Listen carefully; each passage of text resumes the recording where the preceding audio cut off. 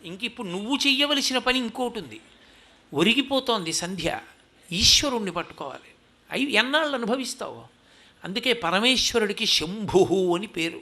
శంభు అన్న మాటకు అర్థం ఏంటంటే సుఖములను ఇచ్చి ఇచ్చి ఇచ్చి ఇచ్చి అనుభవింపచేసి ఈ సుఖములు ఒక సుఖమా అన్న వైరాగ్య సుఖాన్ని ఇస్తాడు.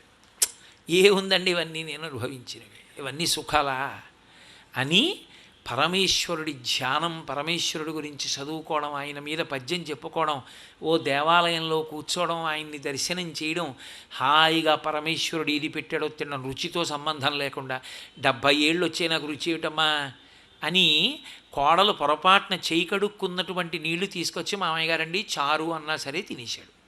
అయ్యో మామయ్య గారండి అదేమిటండి అలా తినేశారు, చేయి కడుక్కున్న నీళ్లు పోశానండి, చారు వేరే ఉంది అంటే, అమ్మా ఇంకా రుచి కోసం తినే రోజులా, రుచి కోసం తినే రోజులు వెళ్ళిపోయాయమ్మా, నీ చెయ్యి కడుక్కున్న నీళ్లు కూడా చారే అన్నాడు. అది వైరాగ్యం అంటే, అది సుఖం.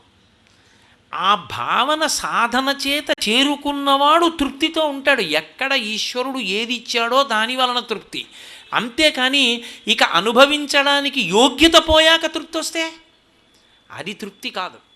శంకరాచార్యుల వారు భజగోవిందంలో అంటారు, వయసి గతే కక్కామ వికార శుష్కే నీరే కక్కాసార క్షీణే విత్తే కప్పరివారో జ్ఞాతే తత్వే కస్సంసార. వయసంతా అయిపోయింది, 80 ఏళ్ళు వచ్చాయి, నాకేం కామవికారం లేదంటే ఇంకా ఉంటే నిన్ను దగ్గరికి కూడా రానివ్వరు ఎవరు, తాతగారని కూడా ఎవరు పిలవరు. వయసు అయిపోయింది, కామం పోయింది, ఇంక ఇప్పుడు నీకు ఇప్పుడు నేను ఎంతో మర్యాదగా ఉంటున్నానంటే అసలు నాకు కామమే పటవరించదు మనసులో అంటే అసలు నీ శరీరం ఒకటి అనుమతిస్తే కదూ. వయసిగతే కక్కామ వికార శుష్కే నీరే కక్కాసార. ఇంతకుముందు చూపించి అదిగోనండి చెరువు అనేవారు, ఇప్పుడు నీళ్ళన్నీ ఎండిపోయాయి, అదిగోనండి చెరువు అంటే అది చెరువు ఏమిటి, మొహం అందులో నీళ్ళే ఉన్నాయని అడగరు. నీళ్ళు ఎండిపోయాక చెరువు ఏమిటి? శుష్కే నీరే కక్కాసార క్షీణే విత్తే కప్పరివారో. డబ్బులున్నాయి 4, అబ్బో ఎన్ని అనుబంధాలు, బాబాయ్ గారు, మామయ్య గారు, పెదమామయ్య గారు, చిన్నమామయ్య గారు, ఎంతమంది చేరుతారో. డబ్బు అంటావా, సంపాదించడం గొప్ప కాదు, ఎలాగైనా సంపాదించేసేయచ్చు, కానీ ఆ సంపాదన ధార్మికం కానప్పుడు నిన్ను నువ్వే పాడు చేసేసుకుంటున్నావు. ఆత్మద్రోహమును మించినటువంటి మహాపాపము లోకంలో ఇంకోటి లేదు. వాడు ఎవరినో చెరుపుతున్నాడు అనుకోవడం పెద్ద తప్పు. వాడు ఎవరిని చెరిపేసుకుంటున్నాడో తెలుసా, తనకి తానే చెరుపుకుంటున్నాడు.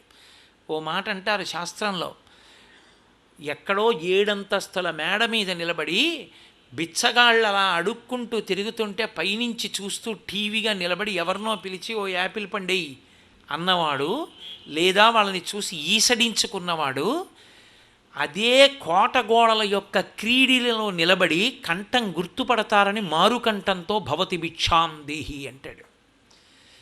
నువ్వు సంపాదించడానికి ఎంచుకున్న మార్గము ధార్మికము కానప్పుడు దాని ఫలితం ఇక్కడే కూడా కనపడవచ్చు. అందుకే ఎంతమంది ఎంత సంపాదించారన్నది కాదు, నేను సంపాదించానంటాడు, కానీ వాడు నేను సంపాదించానన్న వస్తువు మాత్రం వాడే సంపాదించాడని ఇప్పుడు అందం. మీరు చూడండి, నేను అంటాను నేనే కట్టానండి ఇల్లు, నేనే కట్టానండి అంటాను, ఆ ఇల్లు మాత్రం అవునండి ఆయనే కట్టుకున్నాడండి అని ఇప్పుడు అందం.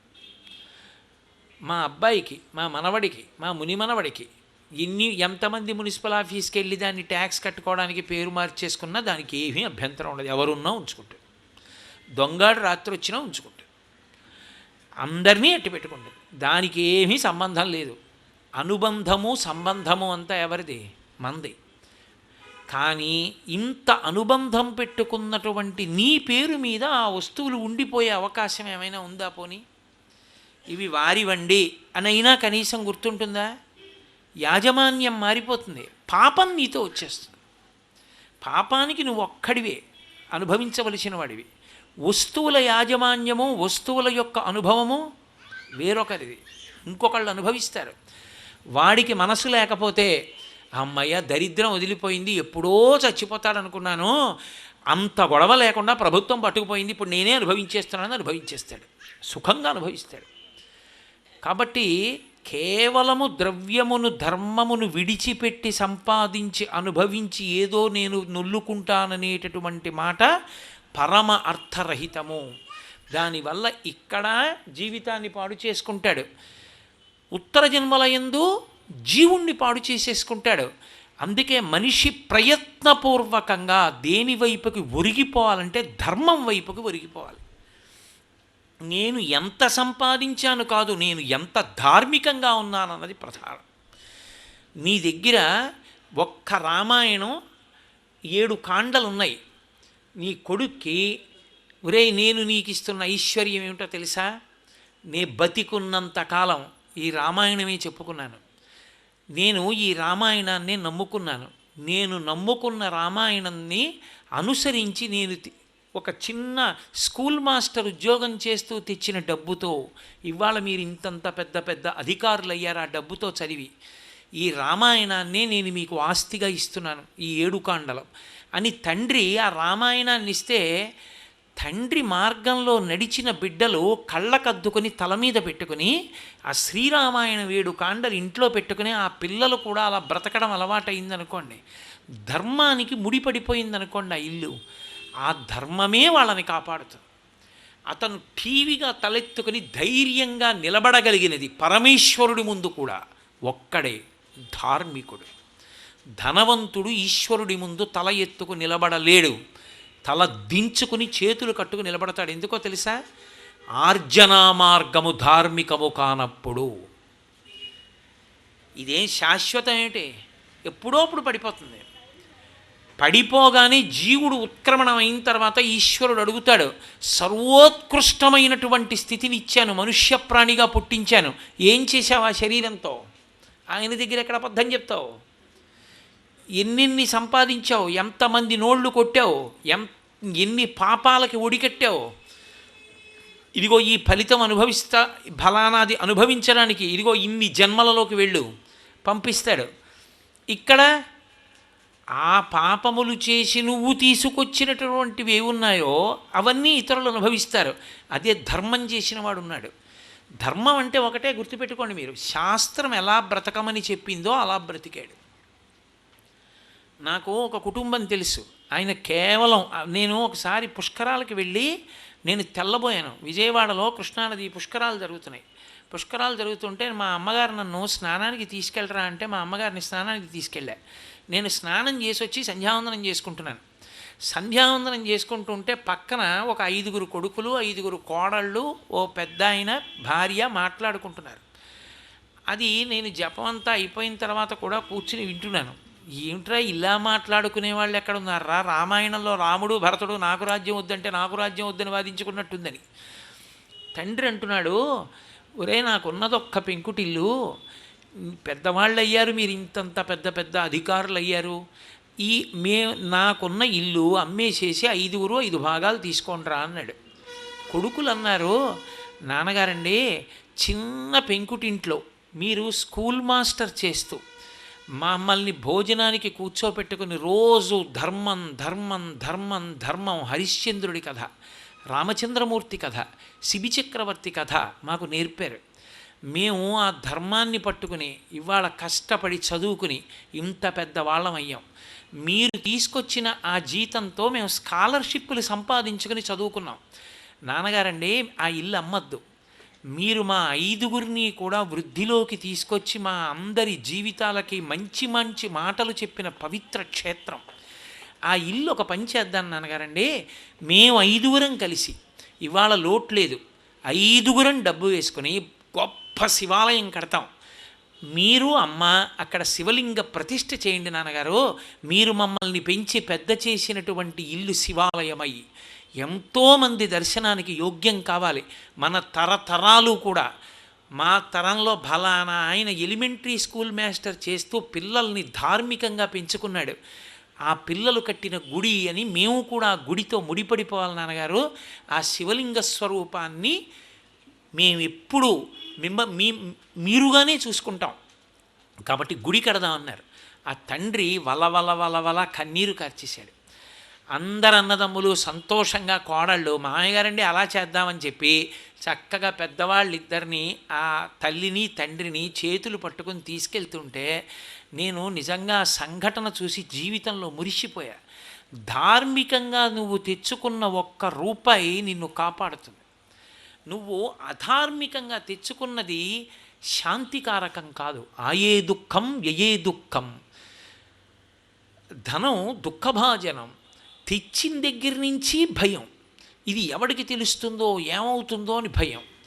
అంత వక్రమార్గంలో తెచ్చి ఐశ్వర్యవంతుడవై నువ్వు లోకము యొక్క కనురాపుకి గురవుతావు. ఎలా తెచ్చాడో తెలుసా? చూడు ఎంత మేడ కట్టాడో అంటాడు ఆ సందులోంచి వెళ్ళే ప్రతివాడు. నువ్వు కారు దిగుతూ ఉంటే ఎక్కడదో తెలుసా ఆ కారు ఎంతమంది నోళ్ళు కొట్టాడో తెలుసా అంటాడు. అదే నువ్వు పరమ ధర్మానికి కట్టుబడి నీకొచ్చిన జీతంతో నువ్వు సంతోషంగా జీవనం చేస్తూ ఎన్నడూ ధర్మం తప్పకుండా పరమేశ్వరుని యందు భక్తితో జీవితాన్ని గడిపి నువ్వు ఉంటే నువ్వు ఎక్కడ కనపడు నీకు నమస్కారాలు పెట్టడానికి లోకం నీ వెంట పరిగెడుతుంది. నువ్వు కొన్ని లక్షల మందికి ఆదర్శవంతుడు అవుతావు. ఇంకంతకన్నా ఏం ఐశ్వర్యం కావాలి? నువ్వు చేసిన ధర్మం ఎక్కడికి పోదు. ధర్మమే ఈశ్వరానుగ్రహ రూపాన్ని పొంది రక్షణగా నిలబడుతుంది. ఎక్కడ వరకు నిలబడుతుందంటే ఎన్ని జన్మలెత్తినా ఆ ధర్మం కాపాడుతూనే ఉంటుంది. అందుకే మహానుభావుడు ప్రహ్లాదుడు అంతటి భగవద్భక్తుడు, రాక్షసాంశ సంభూతుడై కూడా అంత భగవద్భక్తుడైన ప్రహ్లాదుడు పుట్టాడు కనుక, అంతటి ధార్మికుడు కనుక శ్రీ మహావిష్ణువంతటి స్థితికారుడు ప్రతిజ్ఞ చేశాడు, నీ వంశంలో పుట్టిన వాళ్ళని చంపనన్నాడు. బలిచక్రవర్తి దగ్గర చెయ్యి చాపి అడిగాడు తప్ప బలిచక్రవర్తిని సంహరించడానికి ఇష్టపడలేదు. ఒక్క ధార్మికుడు పైన ఉంటే ఆయన ధర్మాన్ని అడ్డుపెట్టి వంశాన్ని కాపాడతారు. ఒక పరమధార్మికుడు ఒక ఊళ్ళో ఉంటే ఆయనని అడ్డుపెట్టి ఆ ఊరంతా కాపాడబడుతుంది. రమణ మహర్షిని ఒక వ్యక్తి అడిగాడు, మీరు తిరువణ్ణామలై విడిచిపెట్టి రారు, మీరు ఒక్క గోచి పెట్టుకుంటారు, నోరు విప్పి మాట్లాడరు, మీరు ఉండి ప్రయోజనం ఏమిటని అడిగాడు. రమణులు ఒక్కటే చెప్పారు, ఒక గురువు శరీరంతో ఉండడమే లోకానికి అనుగ్రహం. ఎప్పుడోప్పుడు మాట్లాడతాను, ఆ మాట్లాడిన మాటలే శిష్యులకు మార్గదర్శకాలు అవుతాయి. నేనే కాదు, ఏ గురువు అయినా శరీరంతో ఉండడమే లోకానికి ప్రయోజనం. ధర్మాన్ని పట్టుకున్నవాడు ఇహమునందు పరమ సంతోషంగా పరమ ధైర్యంగా బతుకుతాడు. ఒక చిన్న ఆపద వచ్చిందనుకోండి, పిల్లాడికి ఒళ్ళు వెచ్చగా ఉంది, 104 జ్వరం వచ్చింది. నేను ఈ ఉపన్యాసాల పేరు చెప్పి ఎన్ని కుటుంబాలు చూశాను. 104 జ్వరం వస్తే రిక్షా కట్టించుకొని గవర్నమెంట్ హాస్పిటల్కి తీసుకెళ్ళడానికి కూడా సమయం లేక దూరంగా ఉంటే పిచ్చి తల్లి తండ్రి చచ్చిపోయాడు. ఆ పిల్లాడిని ఒళ్ళో పడుకోబెట్టుకొని తల పెట్టుకుని చంద్రశేఖరాష్టకం చదువుతూ ఎన్నడూ ధర్మం తప్పలేదు, ఉన్నదాంతో తృప్తిగా బతికాను. పరమేశ్వర వీడిని తీసేస్తే బతకలేను, రక్షించమని ఆవిడ ఏడిచి విభూతి పెడితే బయట హోర్న వాన, రిక్షాకి డబ్బులు లేవు. ఈశ్వరుణ్ణి నమ్ముకుని ఆ కన్నతల్లి పెట్టిన విభూతికి మర్నాడికి పిల్లలకి స్వస్థత కలిగినటువంటి కుటుంబాలు నాకు తెలుసు. ధర్మం రక్షిస్తుంది. ధర్మం అంటే ఒక్కటే, భగవంతుడు ఉన్నాడన్న భయము భక్తి. ఈశ్వరుడు లేని చోటు ఈశ్వరుడు చూడని కాలము లోకంలో ఉండదు. ఆయన అన్ని వేళలా చూస్తాడు, అంతటా చూస్తాడు, అన్నిటినీ చూస్తాడు. చూస్తున్నప్పుడు ఈశ్వరుడు చూడలేడని, ఈశ్వరుడు లేడని నువ్వు ఏ తప్పు చేయగలవు? ఆయన పరమేశ్వరుడు చూస్తున్నాడు, అంతర్యామిగా ఇక్కడే చూస్తున్నాడు, నేను చెయ్యలేను, ఆయన ముందు చేయలేను అన్న భావన నీకు ఉంటే అది సుసంపన్నమైన భక్తి. ఆ భావన నీకు లేనినాడు నిన్ను నీ చుట్టూ 2-3 వేల భగవద్గీత పుస్తకాలు పెట్టినా నువ్వు తప్పుడు మార్గంలో ప్రవర్తించకుండా నువ్వు ఉండలేవు. భగవద్గీత పుస్తకం నిన్ను మార్చదు, రామాయణం పుస్తకం నిన్ను మార్చదు, దాన్ని చదువుకుని మారిన నీ మనసు నిన్ను మార్చాలి. ఆ మనసు ధర్మాన్ని పట్టుకోవడం నేర్చుకోవాలి. భగవంతుడు వద్దన్న పని చెయ్యను, భగవంతుడు చెయ్యమన్న పని చేస్తాను, చాలు. ఈశ్వరుడి ప్రీతికి అది కారకం. ఈశ్వరుడి ప్రీతి అన్నది కలిగిందనుకోండి, అంతకు మించిన ఐశ్వర్యం లేదు. నన్ను నమ్మండి, మీతో యథార్థం చెప్తున్నాను. బుద్ధి దోషం చేత ఎప్పుడైనా మనం ఏదైనా పొరపాటు నిర్ణయం జీవితంలో చెయ్యబోతుంటే పరమేశ్వరుడు అడ్డుపడి ఆ పని చెయ్యకుండా చేసి మనని కాపాడతాడు. ఒక్కటే కారణం, ఆయన ధర్మమే దానికి కారణం. అందుకే ధర్మో రక్షతి రక్షితః. ధనం కన్నా గొప్పది ఏది అంటే ధర్మం. అందుకే ధర్మంతో ముడిపడిన ధనం ఉన్నదే అది ఎప్పుడూ మంగళాన్నే కోరుతుంది. మంచి ఒండ్రుమట్టిలోకి తీసుకెళ్ళి వేసినటువంటి విత్తనాలు ఎలా పెద్ద పెద్ద వృక్షాలై అనేకమైనటువంటి కాయలు పళ్ళు ఇస్తాయో, అలాగే ధార్మికంగా బ్రతికి తెచ్చుకున్నటువంటి ఎంత తక్కువ ద్రవ్యమైనా సరే అది మీకు విశేషమైనటువంటి సుఖమునకు కారణమవుతుంది తప్ప ధర్మాన్ని విడిచిపెట్టి తీసుకొచ్చింది ఏదైనా సరే అది అగ్నిహోత్రమే. అది చిన్నదవనివ్వండి పెద్దదవనివ్వండి, అగ్నిహోత్రం అన్నది పుట్టిన తరువాత ఎప్పుడు కాల్చేస్తుందో ఎవరికీ తెలియదు. నీ ఇంట నువ్వు అగ్నిహోత్రాన్ని పెట్టుకోవడం ఎలాంటిదో ధర్మాన్ని విడిచిపెట్టి ధనాన్ని తీసుకొచ్చి ఇంట్లో పెట్టుకోవడం కూడా అంతే ప్రమాదకరము. నాకు పేరు చెప్పడం ఇష్టం లేదు, కానీ అక్రమ మార్గంలో అసలు డబ్బు డబ్బు డబ్బు డబ్బు అంటూ బతికి అంత డబ్బు సంపాదించి పెద్ద మేడ కట్టి పదవీ విరమణ చేసి ఏమిటో ఇన్ని శాస్త్రాలు చెప్తారు నేను ఎంత సుఖపడుతున్నానన్న వ్యక్తి 60 ఏళ్ళు దాటి రిటైర్ అయ్యి ఇంటికి వచ్చినటువంటి 3 నెలలలో ఉన్న ఒకే ఒక్క కొడుకు కోడలు ప్రమాదంలో శరీరం విడిచిపెట్టేస్తే ఆ తర్వాత ఉన్న ఒక్క కూతురు అల్లుల్లో ఆ అల్లుడికి అకస్మాత్తుగా తల మీద పడకూడనంత పెద్ద వస్తువు పడి పిచ్చెక్కిపోతే పిచ్చెక్కిపోయిన అల్లుడిని తీసుకెళ్ళి గదిలో పెట్టేస్తే ఆ అల్లుడికి అన్నం పెట్టడానికి కూడా భయపడిపోయి కూతురు బెంగ పెట్టేసుకుంటే ఆ అల్లుడిని ఇంట్లో పెట్టుకుని కూతురుని ఇంట్లో పెట్టుకుని 60 ఏళ్ళు దాటిన తర్వాత ఎవరికి ఇవ్వాలి డబ్బు? ఎవరు సుఖపడతారు దీనివల్ల? కూతురు ఏం చేస్తుంది డబ్బుతో? అల్లుడు ఏం చేస్తాడు? పిచ్చెక్కెలా అరుస్తూ నేనేమైపోతాను అని గుక్కెడు మంచినీళ్లు తృప్తిగా తాగలేక బతుకుతున్న వ్యక్తులు కూడా నాకు తెలుసు. సంపాదించిన నాళ్ళు ఇదే నన్ను రక్షిస్తుందనుకున్నాడు. దాని ఫలితం ఏమిటో అది ఇవ్వడం మొదలుపెట్టిన నాడు తన దగ్గరే పనిచేసి పరమ ధార్మికంగా బతికి సంతోషంగా మనవలతో మునిమనవలతో వెంకటాచల క్షేత్రానికి వెళ్ళి వెంకటేశ్వర స్వామి దర్శనం చేసుకోవడానికి వెడుతున్న వ్యక్తిని చూసి ఇలా నేను బతికి ఉంటే నాకు ఇలాంటి రోజు వచ్చేది కాదని ఏడిచిన వాళ్ళు నాకు తెలుసు. ధర్మమే రక్షణ చేస్తుంది తప్ప కేవలము ధనము రక్షణ చేస్తుంది అనుకోవడం అదొక పిచ్చంతే.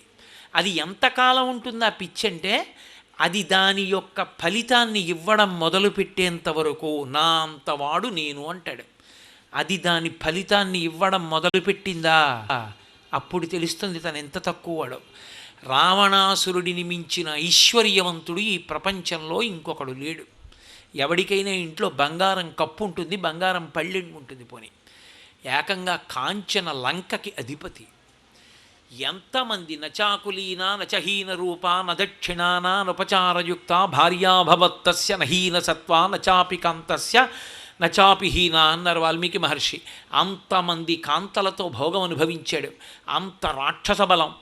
ఇంద్రుణ్ణి ఓడించినటువంటి ఇంద్రజిత్తు కొడుకు, పరమ పతివ్రత మండోదరి భార్య, పరమ బలవంతుడైనటువంటి కుంభకర్ణుడు తమ్ముడు, ఇంత 100 యోజనముల సముద్రమును దాటి వెడితే తప్ప అడుగు మోపడానికి వీలు కానటువంటి లంకారాజ్యం, భద్రత, దండకారణ్యం వరకు పెట్టాడు, జనారణ్యం వరకు రాక్షసులే, ఖరదూషణాదులు.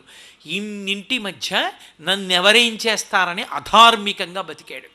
తనకు అక్కరలేనిది పుష్పక విమానాన్ని అన్నగారిని కొట్టి తీసుకొచ్చాడు కుబేరుడి దగ్గర. ఇంత భోగం అనుభవిస్తున్న నాళ్ళు గుండెల మీద చెయ్యేసుకుని నన్నెవరేం చేయగలరని అడిగాడు. ఒక్క మాట చెప్పారు స్వామి హనుమ, తదేవ ఫలమన్వేతి ధర్మస్య ధర్మనాశన ప్రాప్తం ధర్మఫలం తావద్భవతానత్ర సంశయ. ఇన్నాళ్ళు నువ్వు చేసిన తపస్సు, నువ్వు చేసిన ధర్మం ఫలితం ఇచ్చాయి, ఇప్పుడు ఇక అధర్మం ఫలితం ఇవ్వడం మొదలుపెట్టింది, చూడు ఎలా ఉంటుందో నీ జీవితం అన్నారు. ఇంత కోట్ల మంది రాక్షసులు తెగటారిపోయారు.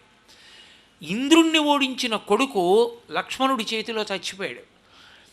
అంతటి ధర్మాత్ముడు విభీషణుడు తనని విడిచిపెట్టి వెళ్ళిపోయాడు. నిద్రపోతున్న తమ్ముణ్ణి లేపాడు, కుంభకర్ణుడు చచ్చిపోయాడు.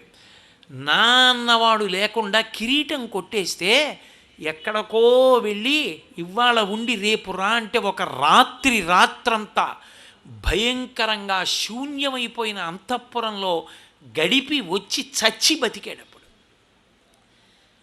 అది అధర్మం ఫలితం ఇవ్వడం మొదలుపెట్టేసిన తర్వాత ఆఖరికి ఈ రావణుడు ఎప్పుడు చచ్చిపోతాడని దేవతలు ఋషులు కూడా ఆకాశంలో నిలబడి రామ చంపేయి చంపేయి చంపేయి అంటుంటే ఇంతమంది నన్ను చంపేయమంటున్నారు ఎందుకంటే ఒక్కటే కారణం, ధర్మాన్ని విడిచిపెట్టి భోగాన్ని అనుభవించాడు. అంతకన్నా నీచమైన చావు ఎక్కడుంటుంది?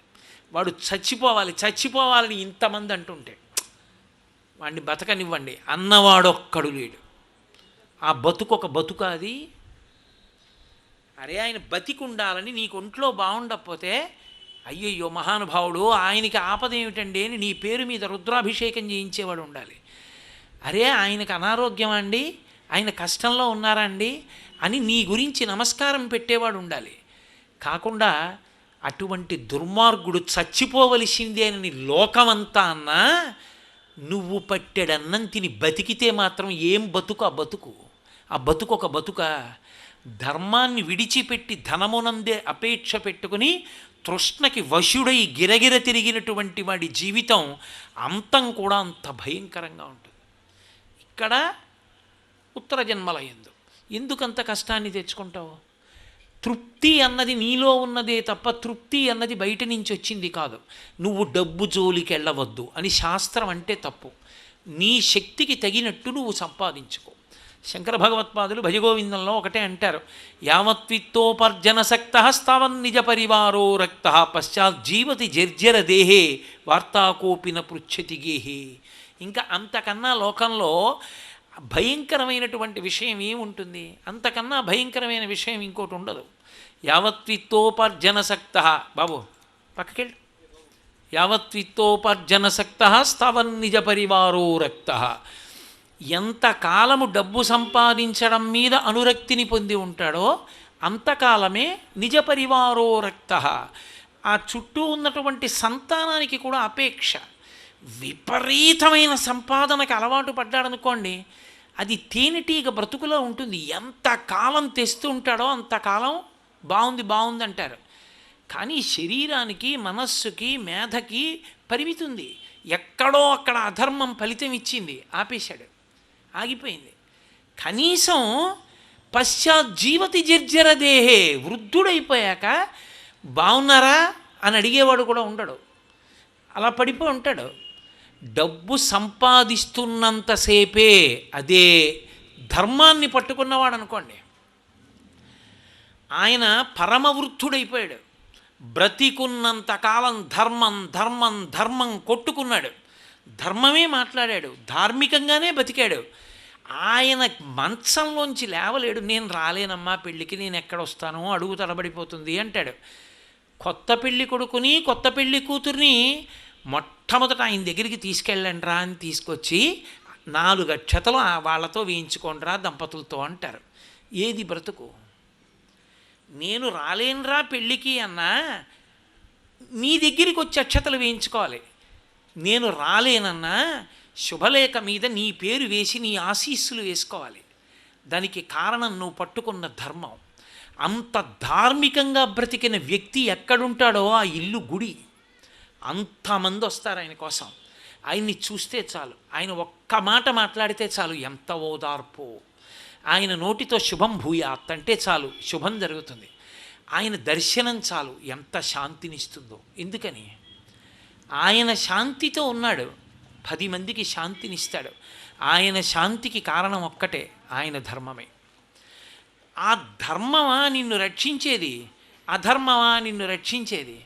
ఎంతో సంపాదించాడు, వృద్ధుడైపోయాడు, మంచం మీద పడున్నాడు. ఇప్పుడు ఆ ద్రవ్యమంతా కొడుకు చూస్తున్నాడు. వాణ్ణి రమ్మంటారు. వెనక అయ్యో తండ్రి ఆ వెనకే గదిలో పడుకున్నాడు దగ్గుతూ అని తండ్రి పేరు మీద శుభలేఖ ఇవ్వాలనేటటువంటి కనీస ధర్మం కూడా పాటించరు. కొడుకు పేరు మీద ఇస్తారు. ఎందుకని? ఇప్పుడు డబ్బు వాడి దగ్గర ఉంది. వాడికి ఇచ్చి నాన్నగారు లోపల ఉన్నారు, మీ అప్పుడప్పుడు మిమ్మల్ని తలుచుకుంటూ ఉంటారు, చూస్తారా ఓసారి అన్నారు అనుకోండి, పోలేండి పాపం పడుకోనివ్వండి, పెద్ద ఆయన ఇప్పుడు వెళ్తే ఓ మాట్లాడతారు, మళ్ళీ ఆయాసం వస్తుంది, ఎందుకు లేండి అంటాడు. ఎందుకని? ఇది గౌరవం. ఇది నేను ఎంతోమందిని చూసా. ఎవరి వరకు ఎందుకండి? ఇక్కడ ఈ విశాఖపట్నంలోనే శ్రీభాష్యం అప్పలాచార్య స్వామి వారు నడుం విరిగిపోయి ఓ కుర్చీలో మాత్రమే కూర్చునుంటే ఒక దేవాలయానికి వెళ్ళి దేవుణ్ణి ఎలా చూస్తారో అలా ఆయన దగ్గరికి వెళ్ళేవారు. తృప్తి అన్న మాటకి ఒకనాడు ఆయన శ్రీరామాయణాన్ని ఇలా పెట్టుకుని ప్రవచనానికి వెడితే వేలకి వేల మంది వినేవారు. ఆయన అలా వెళ్ళిపోతుంటే మహానుభావుడు రాని ఇళ్లల్లోంచి ఆడవాళ్ళు పిల్లలు వచ్చి నమస్కారం చేసేవారు. అటువంటి మహాపురుషుడు